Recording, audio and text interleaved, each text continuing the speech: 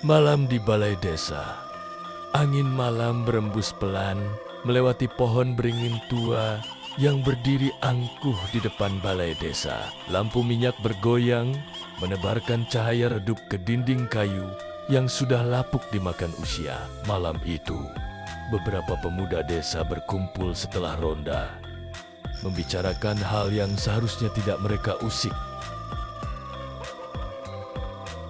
Katanya, balai ini pernah jadi tempat pertunjukan ronggeng terakhir. Bisik Tono menatap resah ke arah panggung tua yang gelap.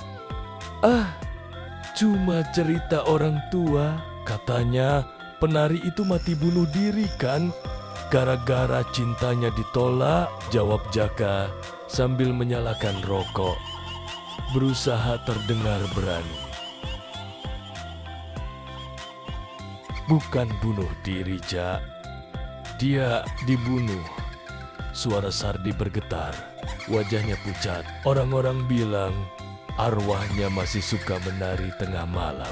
Dan yang melihatnya bakal kena kutukan. Sejenak hening. Suara serangga malam terdengar semakin nyaring. Tono menelan ludahnya. Dari arah panggung tua yang tertutup debu, terdengar suara lirih seperti gamelan yang dimainkan dengan pelan. Mereka semua terdiam, saling menatap dengan mata melebar. Tidak ada satupun yang membawa radio atau alat musik malam itu.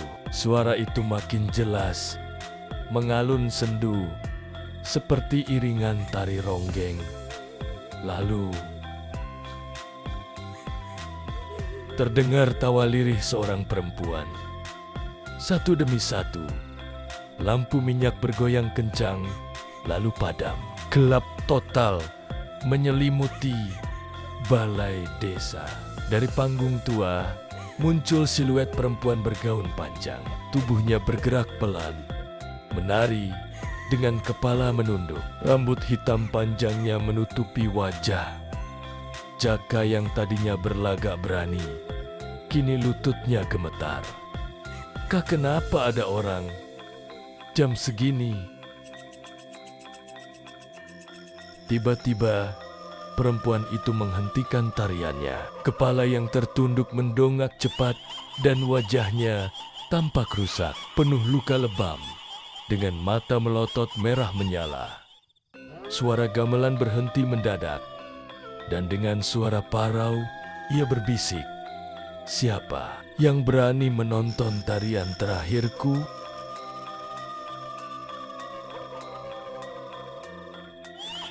Jeritan melengking terdengar dari mulut Tono ketika sosok penari itu melangkah turun dari panggung tua. Suara gamelan kembali mengalun pelan, berat, seperti berasal dari dalam tanah. Jaka segera melempar rokoknya dan berlari ke pintu balai. Tapi pintu yang tadi terbuka kini tertutup rapat, seolah dikunci dari luar. Ia mengguncangnya sekuat tenaga, namun tidak bergeming. "Tidak mungkin. Tadi aku sendiri yang buka pintu ini," teriaknya panik. Sardi terisak, mundur menjauh ketika perempuan bergaun panjang itu mendekat. Gaunnya compang-camping, basah seperti dilumuri tanah dan darah kering. Setiap langkahnya meninggalkan bekas lumpur hitam di lantai kayu balai desa. Perempuan itu mulai menari lagi, gerakannya anggun. Namun setiap ayunan tangan menghasilkan bunyi tulang yang patah. Lehernya berputar lebih dari yang seharusnya, membuat suara krek terdengar jelas di tengah gamelan mistis. "Dia, Nyi Ronggeng," bisik Sardi lirih. "Kalian lihat kan? Wajahnya itu jelas Nyi Sulastri, penari yang mati dibunuh puluhan tahun lalu." Tono memejamkan mata. Tubuhnya gemetar hebat. "Jangan lihat," katanya. "Kalau menonton tarian arwahnya, kita bakal dibawa ikut menari sampai mati. Namun terlambat, mata Jaka terpaku pada sosok itu. Nafasnya memburu, pupil matanya melebar. Ia seperti terhipnotis. Melangkah, mendekat ke arah Nyi Ronggeng. Cantik sekali. Aku ingin menari bersamamu. Suaranya lirih. Tidak lagi terdengar seperti dirinya sendiri. Dengan senyum mengerikan, Nyi Ronggeng meraih tangan Jaka. Musik gamelan semakin keras, dinding balai bergetar, dan lampu minyak yang padam kembali menyala sendiri, memperlihatkan pemandangan mengerikan. Tubuh Jaka mulai bergerak mengikuti tarian arwah itu. Seolah seluruh sendinya dipaksa berputar. Tulang-tulangnya berbunyi retak. Wajahnya memerah kesakitan. Namun matanya kosong, terus menatap penari iblis di hadapannya. Tono dan Sardi hanya bisa menjerit. Sementara suara tawa perempuan itu menggema. Kalian sudah memilih menonton, sekarang kalian tidak bisa pulang.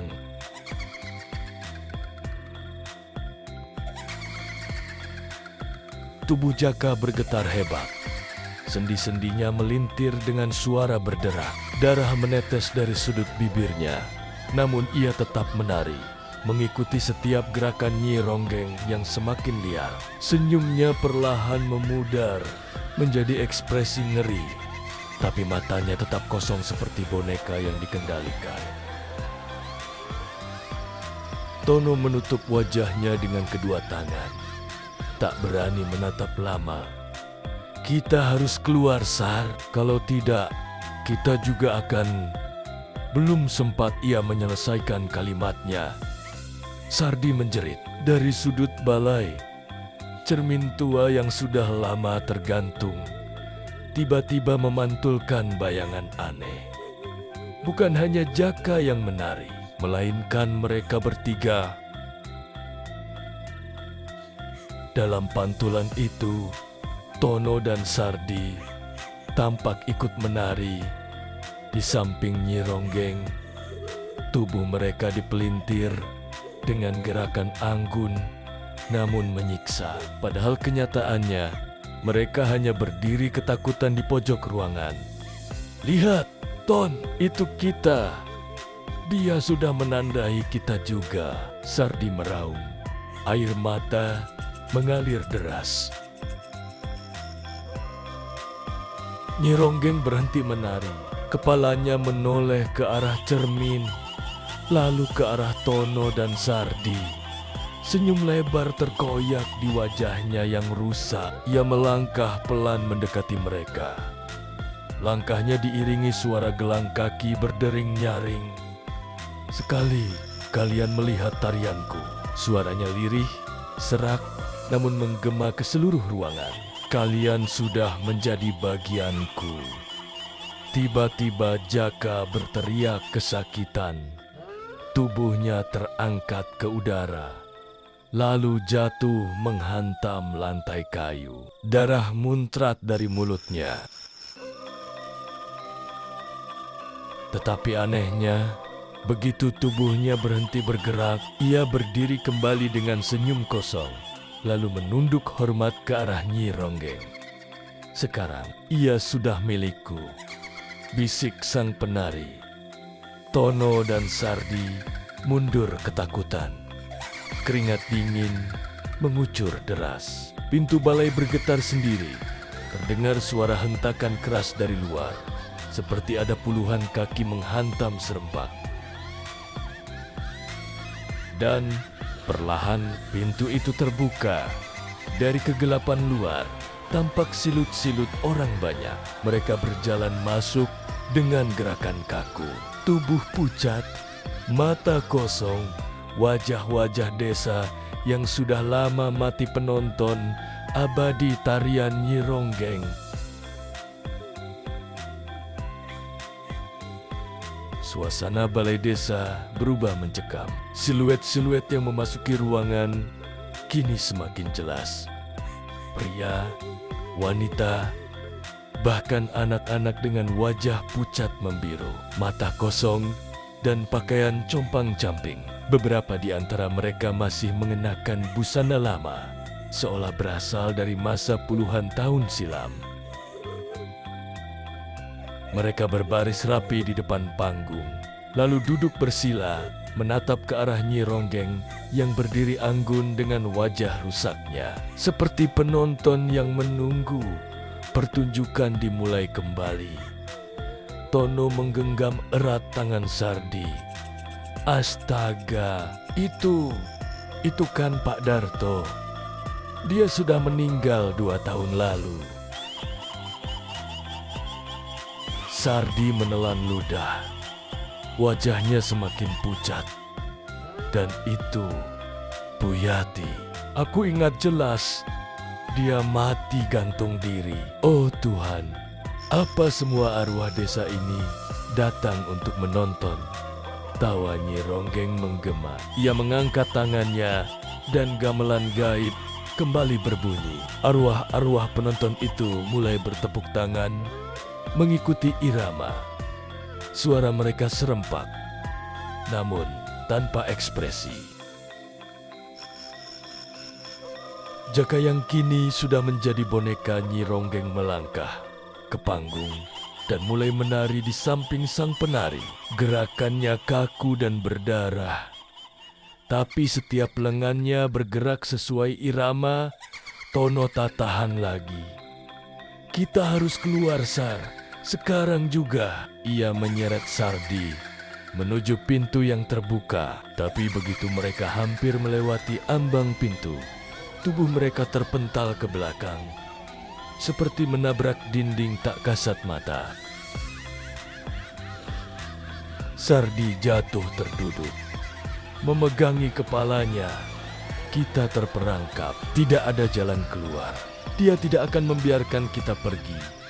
Nyi Ronggeng berhenti menari, lalu menoleh ke arah mereka. Matanya merah menyala, dan suaranya terdengar seperti bisikan ribuan mulut. Kalian akan menjadi penari berikutnya. Arwah penonton itu serentak berdiri. Tubuh mereka kaku, namun langkahnya pasti mendekat ke arah Tono dan Sardi. Bau busuk kematian memenuhi udara, membuat mereka hampir muntah. Sardi menjerit histeris, sementara Tono hanya bisa meratap dalam hati.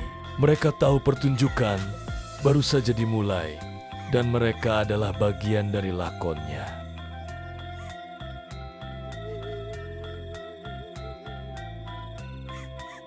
Arwah penonton semakin dekat. Tono dan Sardi merapat ke dinding balai. Tubuh mereka gemetar hebat, nafas terengah, keringat dingin menetes deras dari pelipis. Ton, kita bakal mati di sini. Suara Sardi nyaris tak terdengar. Namun, tepat saat arwah-arwah itu hampir menyentuh mereka, tirai usang di belakang panggung bergerak sendiri. Dari balik kain compang-camping itu, muncul cahaya redup kehijauan. Angin dingin berembus.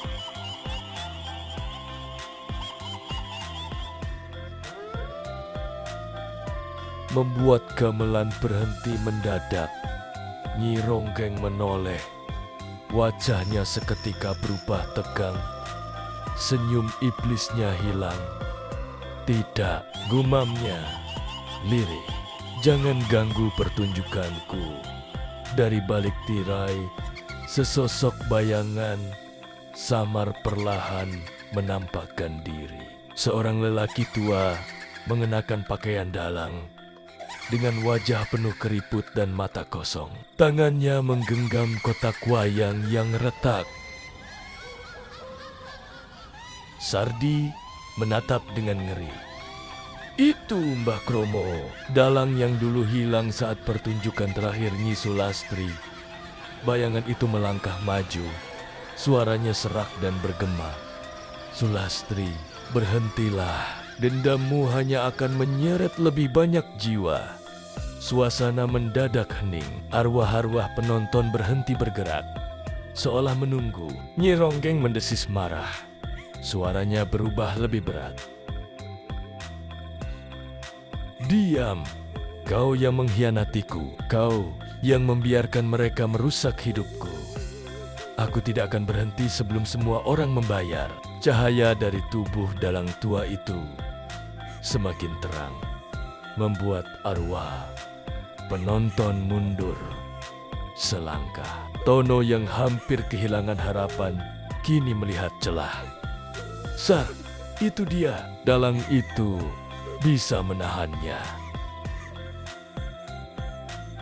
Namun, sebelum mereka bisa mendekat, Jaka yang sudah sepenuhnya menjadi boneka Nyi Ronggeng menerjang dengan tatapan kosong. Tubuhnya menyeruduk Tono hingga terhantam ke dinding. Darah mengalir dari pelipis Tono.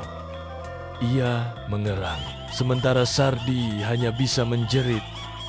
Di tengah hiruk pikuk itu, suara Mbah Kromo kembali menggema, lebih lantang.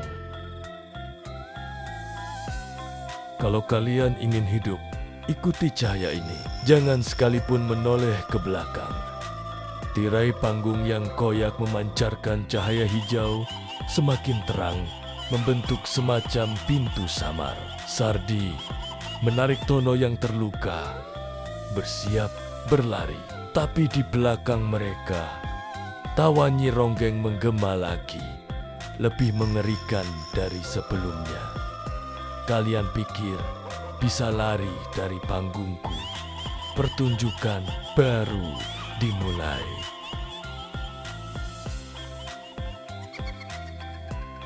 Sardi menyeret Tono yang setengah pingsan menuju tirai panggung yang kini memancarkan cahaya hijau. Nafas mereka memburu, dada serasa meledak. Arwah-arwah penonton mulai bergerak lagi. Wajah kosong mereka menoleh serempak, menatap dua pemuda itu dengan tatapan hampa. "Cepat, Ton! Kita harus masuk!" teriak Sardi dengan suara parau. Tono berusaha bangkit, meski kepalanya berdenyut dan darah menetes ke lantai kayu. Dengan sisa tenaga, ia melangkah bersama Sardi. Begitu mereka mendekati tirai, Jaka kembali menghadang. Matanya kosong, mulutnya tersenyum lebar hingga robek ke pipi. Tangannya terulur, mencengkeram leher Sardi dengan kekuatan yang tidak wajar. "Jaka, sadarlah, itu bukan kau." Tono berteriak, mencoba menarik Sardi dari cengkeraman sahabat mereka. Tapi Jaka hanya terkekeh, suaranya datar dan aneh. "Aku miliknya sekarang. Kalian juga akan segera menari bersamaku." Cahaya hijau dari tirai bergetar, semakin redup seolah akan padam. Mbah Kromo mengangkat tangannya, suaranya menggema lantang. "Cepat, masuklah. Jangan biarkan bayangan menutup jalannya." Dengan putus asa, Tono meraih sepotong papan kayu yang lepas dari dinding balai dan menghantamkan ke kepala Jaka. Suara keras terdengar dan Jaka terhuyung jatuh. Sardi langsung menarik Tono, berlari menembus cahaya tirai.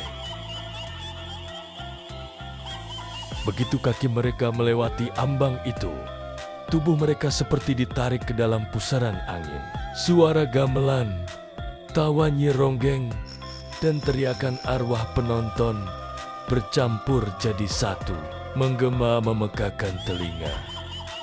Sardi hampir menoleh ke belakang karena rasa penasaran yang menggebu, tapi tangan Tono menahan kepalanya. "Jangan, ingat," kata Mbah Kromo. Dalam sekejap, cahaya hijau menelan mereka sepenuhnya. Mereka jatuh terhempas di sebuah tanah lapang yang asing. Gelap, berkabut, dengan bau tanah basah menyengat hidung. Pohon-pohon tinggi menjulang. Rantingnya seperti tangan hitam yang hendak meraih mereka. Di kejauhan, samar-samar, terdengar suara gamelan lagi. Namun kali ini lebih lirih, seolah datang dari perut bumi. Sardi menelan ludah, tubuhnya gemetar. "Ton, kita di mana ini? Apa kita sudah keluar?" Tono menatap sekeliling dengan wajah pucat. Ia sadar, ini bukan dunia mereka lagi. Ini adalah alam panggung abadi Nyi Ronggeng.